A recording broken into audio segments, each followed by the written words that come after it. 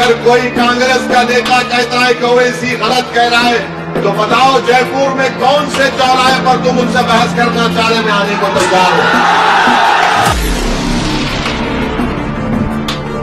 हमारे हक छीनने वालों को मालूम हो जाएगा कि अब हमारा हक नहीं छीना जा सकता।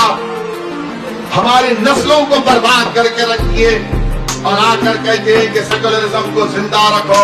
अरे कौन सा सेकुलरिज्म की तुम बात कर रहे हो? अरे मोहतरमा जाहिदा इतनी कमजोर है कि तुम उनको पैसे भी नहीं दिला सके जो सरकार ने कहा था 15 लाख दिए जाएंगे।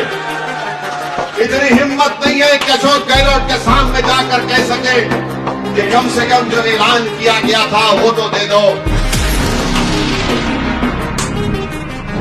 मुझे यकीन है कि मेरे आज के इस बयान के बाद बहुत से कांग्रेस पार्टी के लोग नाराज होंगे, उनके पेट में दर्द शुरू होगा, मगर मैं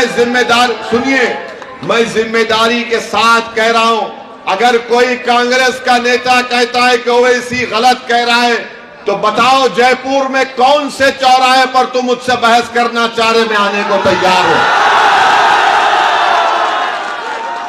तुमको दलील देकर बताऊंगा, बल्कि हमने राजस्थान के अल्पसंख्यक समाज मुसलमानों की बर्बादी की दास्तान की किताब हमने छापी है।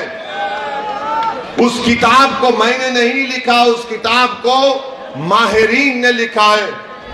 जमील खान के पास वो किताब होगी, कोई पढ़ना चाह रहा है तो पढ़ लो। उस किताब में लिखा गया कि राजस्थान में 60% मुस्लिम बच्चे, उनके जिस्मों में खून की कमी होती है।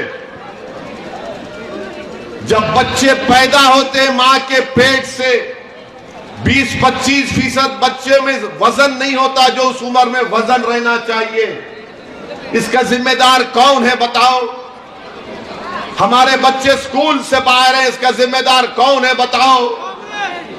हमारे बच्चे हायर एजुकेशन में खाली 2% हैं, आबादी में आप 11% है, इसका जिम्मेदार ओवैसी है। बताओ फिर क्या करोगे आप? मेरे भाई, अगर आज आप बेदार नहीं होंगे फिर 5 साल के बाद चुनाव आएंगे। अगर आज आप बेदार होकर एक मर्तबा जमील खान के हक में अपने वोट का इस्तेमाल करेंगे तो जालिम को मालूम होगा कि वो जुल्म नहीं कर सकेगा। हमारे हक छीनने वालों को मालूम हो जाएगा कि अब हमारा हक नहीं छीना जा सकता। हमारी नस्लों को बर्बाद करके रख दिए और आकर कहते हैं कि सेकुलरिज्म को जिंदा रखो। अरे कौन सा सेकुलरिज्म की तुम बात कर रहे हो? कौन सा सेकुलरिज्म? वो नसीर जुनैद को घाटमीका से किडनैप करके बीजेपी से ताल्लुक रखने वाले लोग हरियाणा ले जाकर उनको जिंदा जला देते हैं। जुनैद और नसीर की जली हुई लाशें उनके घर को जाती हैं। तो ये आपका मुख्यमंत्री अशोक गहलोत 15-20 दिन के बाद उस पीड़ित परिवार के घर को जाकर मिलता है। ये सेकुलरिज्म है, ये सेकुलरिज्म है कि मरने वालों को अब तक सिर्फ 5 लाख दिए गए। कोई कहेगा कि कांग्रेस की मंत्री है मोहतरमा जाहिदा। अरे मोहतरमा जाहिदा इतनी कमजोर है कि तुम उनको पैसे भी नहीं दिला सके जो सरकार ने कहा था 15 लाख दिए जाएंगे। इतनी हिम्मत नहीं है कि अशोक गहलोत के सामने जाकर कह सके कि कम से कम जो ऐलान किया गया था वो तो दे दो। मैं गया था नसीर के घर को और जब घर को हम गए नसीर के तो मुझे जानकर ये तकलीफ हुई कि मरने वाले की 5 औलाद हैं।